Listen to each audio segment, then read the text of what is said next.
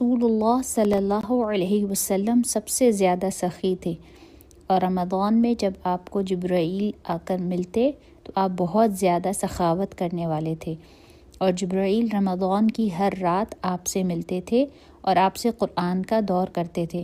بس یقیناً رسول اللہ صلی اللہ علیہ وسلم جب جبرائیل سے آپ صلی اللہ علیہ وسلم ملتے، بھلائی میں تیز ہوا سے بھی زیادہ سخاوت فرماتے تھے۔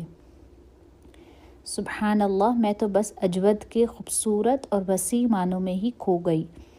اجود کا لفظ اردو زبان میں سخی کے لیے استعمال کیا جاتا ہے، لیکن در حقیقت اس کے معنی سخاوت سے زیادہ وسیع ہیں۔ سخاوت مالی ہوتی ہے اور کسی کے سوال پر کی جاتی ہے، جبکہ اجود میں مندرجہ ذیل وسیع معنی پائے جاتے ہیں۔ اجود کے پہلا معنی ہر انسان کی ضرورت کو پہچانتے ہوئے اس کے مانگے بغیر اس کی ضرورت کے مطابق کچھ نہ کچھ دینا یا معاملہ کرنا، اور اجود کا دوسرا معنی کسی کو اپنی پسندیدہ چیز کو خرچ کرتے ہوئے دینا۔ اجود کرنے کی اقسام میں مال سے خرچ کرنا بھی آتا ہے، عمل سے خرچ کرنا بھی شامل ہے، اور منصب سے خرچ کرنا بھی اسی کا حصہ ہے۔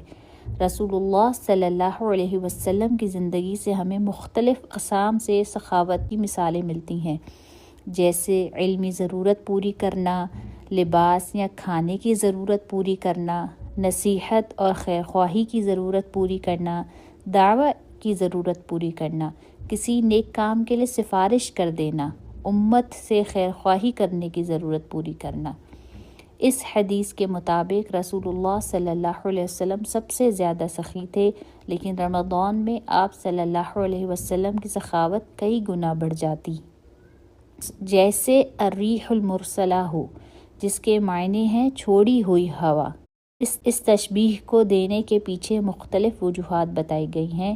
ان میں سے ایک یہ ہے کہ زمین کے امین رسول اللہ صلی اللہ علیہ وسلم آسمان کے امین جبرائیل امین کے ساتھ ملاقات کر کے اور ان کے ساتھ قرآن کا دور کر کے خوش ہوتے، جس کے نتیجے میں رسول اللہ صلی اللہ علیہ وسلم کی سخاوت عام دنوں سے زیادہ رمضان میں بڑھ جاتی، جس کا اثر ہر ایک پہ پڑتا۔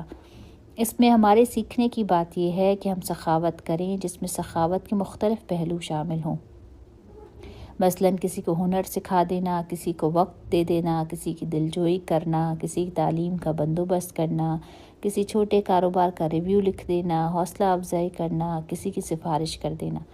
اس کے ساتھ رمضان میں اپنی سخاوت کی رفتار کو بڑھانے کے لیے مندرجہ ذیل 2 کاموں کا خصوصی اہتمام کرنا: نیک ساتھیوں کی صحبت اختیار کرنا اور قرآن مجید کے ساتھ تعلق قائم کرنے کا اہتمام کرنا، جس میں تلاوت قرآن، دورہ قرآن، تحفیظ قرآن، سماعت قرآن شامل ہیں۔